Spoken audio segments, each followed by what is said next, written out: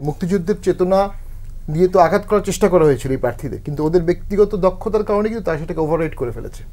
ওরা কিন্তু মুক্তিযুদ্ধের বিরুদ্ধে কোনো কথা বলেনি, কিন্তু ওদের বিরুদ্ধে বলা হয়েছিল মুক্তিযুদ্ধ বিরোধী শক্তি, কিন্তু এটা কিন্তু সাধারণ ছাত্ররা গ্রহণ করেনি।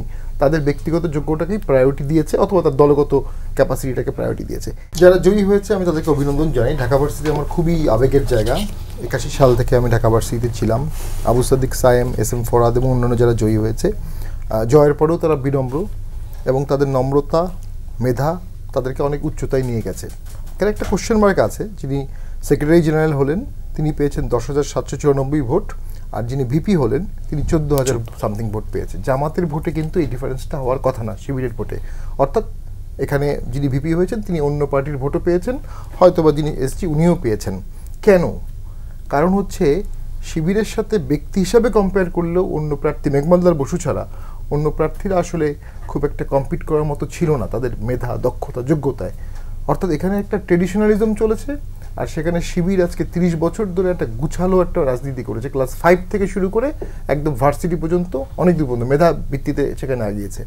এবং আমি যখন লন্ডনে পড়তাম তখনও দেখতাম অনেক লোক শিবির থেকে ইন্সপায়ার্ড হয়ে ওখানে বায়োটলা করতে যাচ্ছে। সেই 2001 সালের কথা।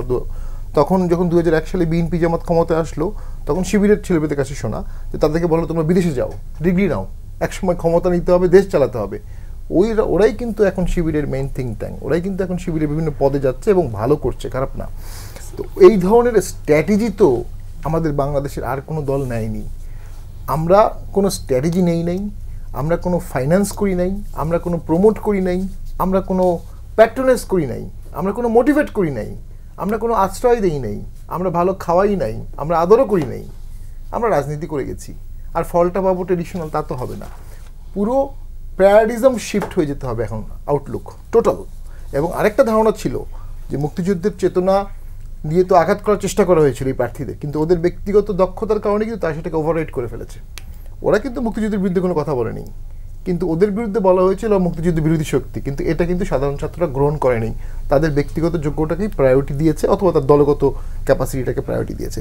এইটাও একটা ব্যাপার যে কোনো ন্যারেটিভস নিয়ে আর হবে না, ও হিন্দু, ও মুসলিম, ওর দাঁড়িয়ে আছে, ওর দাঁড়ি নাই, কোনো ন্যারেটিভস তত্ত্ব চলবে না। কে ডেলিভারি দিতে পারবে, কার যোগ্যতা আছে, এটাই ক্রাইটেরিয়া। এবং সামনের ভোটেও এটা কিন্তু অনেক ইম্প্যাক্ট ফেলবে বলে